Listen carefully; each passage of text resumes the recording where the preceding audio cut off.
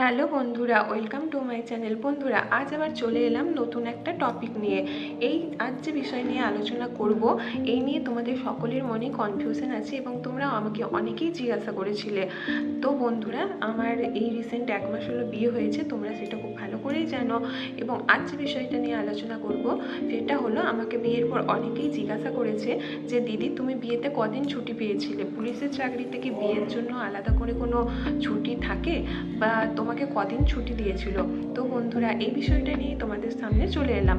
আমার হয়তো চ্যানেলে এমন অনেক পুলিশ বন্ধু আছে যারা হয়তো পুলিশে জব করে, তারাও ভবিষ্যতে বিয়ে করবে, তারা বুঝতে পারছে না বিয়ের সময় কদিন ছুটি নেবে বা কদিন ছুটি পাওয়া যায়, বা তোমরা যারা পুলিশে আসতে চাইছো তাদের মধ্যেও এই কোশ্চেনটা বারবার আসছে। তো বন্ধুরা, আমি বিয়েতে ছুটিতে ছিলাম 1 মাসের মতো। তো বিয়ের জন্য কোনো চাকরিতে এক্সট্রা করে কোনো ছুটি থাকে না, কিন্তু বিয়ে বলে যদি তুমি ছুটির অ্যাপ্লাই করো তো তোমার ছুটিটা একটু বেশি দিন পাওয়া যায়। সেটা তোমার নিজের ইএল থেকেই ছুটিটা কাটা যায়।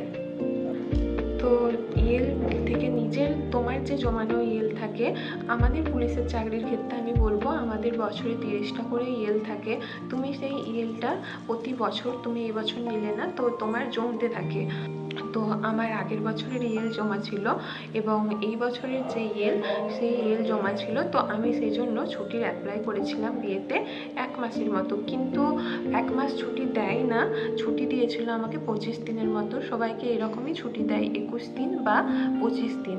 কিন্তু আমি যেহেতু ইএল থেকে বাড়ি গিয়েছিলাম, তো বাকি 7 দিনের মতো আমি ওভারস্টে করে এসেছি, অর্থাৎ ওয়েস করে এসেছি, যেইটা পরে আমার ইএল থেকেই ম্যানেজ হয়ে যাবে।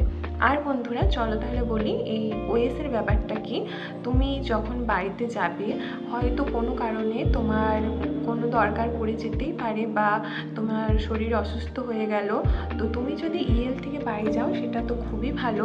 তুমি সিএল থেকে বাড়ি গেলেও তুমি ওয়েস করতে পারো, কিন্তু তুমি যদি ইএল থেকে বাড়ি যাও তো তুমি ওয়েস করলে পরে তোমার আবার ইএল থেকেই এটা ম্যানেজ হয়ে যায়। হয়তো তার জন্য তোমাকে কিছু ডক্টর সার্টিফিকেট, নিজের, মায়ের, বাবার বা তোমার হাজব্যান্ডের ডক্টর সার্টিফিকেট জমা দিলেই সেটা ইএল থেকে হয়ে যায়।